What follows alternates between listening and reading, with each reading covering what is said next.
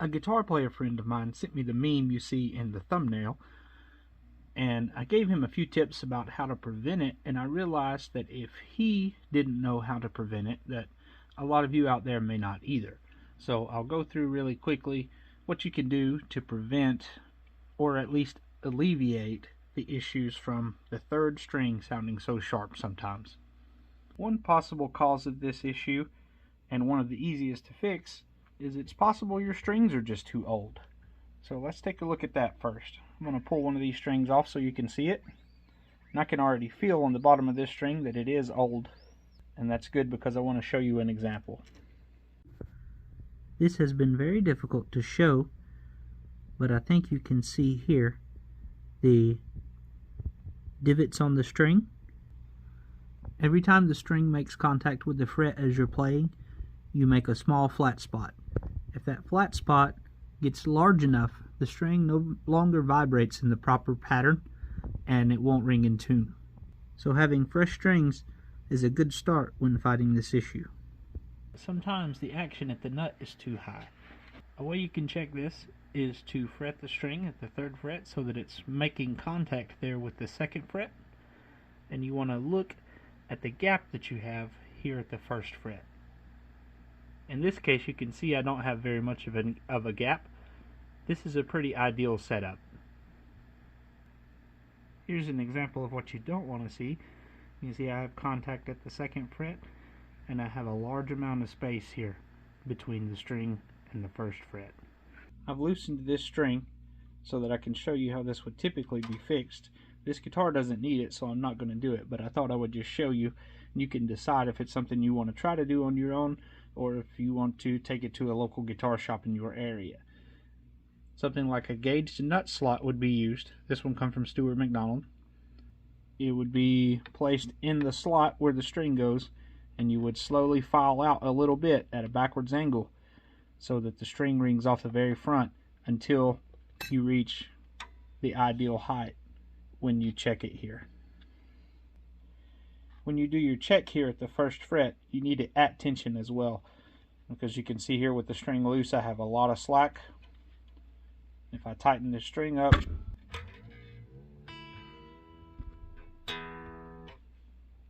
I have a lot less slack now. So what's happening here with your 3rd string, so this is the equivalent of taking the string and bending it to get a higher note, the same way you would as you play. Only it's happening unintentionally up here at the nut.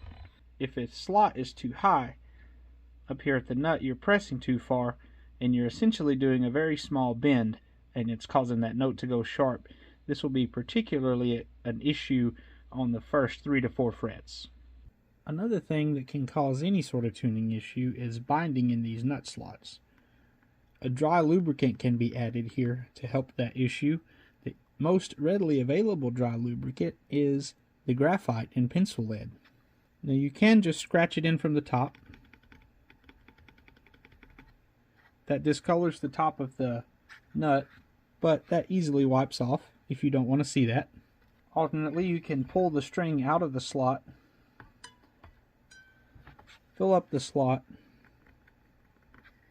clean off the nut, put the string back in, and that's added the dry lubricant to the slot. You can do that to all 6 string slots. If while you're tuning or playing, a string suddenly makes a ping you don't expect, a lot of times it can be binding in the nut slot, or at any other location, but the nut slot is the most common area for binding. The next thing you can do is set the intonation on your guitar. And I don't mean just tuning your guitar, I mean setting the intonation. Intonation in a nutshell is how well the guitar plays in tune the farther up the neck you go. So how do we set that? So these bridge saddles are adjustable for a reason. And let me show you how you're supposed to adjust them. You can use any tuner. I'm going to recommend a mobile tuner that you can download for free. So the way that we check how well a guitar plays in tune the farther up the neck we go is we tune the string open and get it dead on where it's supposed to be, and then we're going to fret the note at the 12th fret, which should be the same note open, and we're going to see how in tune or not it is at the 12th fret. I'm going to recommend you do this to all 6 strings, because if you're hearing the G string sharp, it might not be the G string that's sharp. If you're playing a bar chord, it could be the D and the A and the E that sound flat. So having intonation correct on all 6 strings could help the issue that you're hearing on the 3rd string. If when you check at the 12th fret the note is sharp, you need to increase the distance from the 12th fret to the bridge saddle.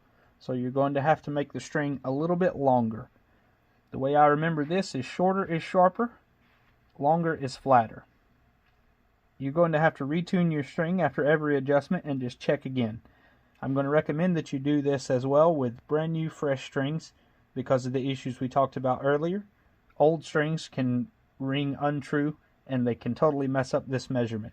So make sure that you do this with fresh strings. So when you're setting intonation, I'm going to recommend that on most of your strings you get the notes as close as possible, if anything a little bit on the flat side. But for the G string in particular, especially on short scale guitars like this Les Paul, I'm going to recommend that you set the G string just a little bit flat on purpose. It's going to help this 3rd string as you come up the neck play more in tune. There are a lot of reasons related to the fret scale length, the fret locations, physics, math, geometry, as to why the fret scale isn't perfect. And there are a lot of solutions out there, like guitars with squiggly frets, compensating the nut, and a lot of other things like that. But the tips that I just gave you can get a regular guitar that they've built millions and millions of with straight frets playing more in tune.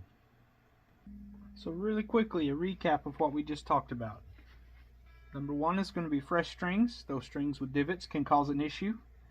Number 2 is going to be either binding in the nut slot or the nut slot being too high, and when you fret a note, especially in the lower register here, it's going to be the equivalent of you bending the string just to fret the note, and that makes the string ring a little bit sharp.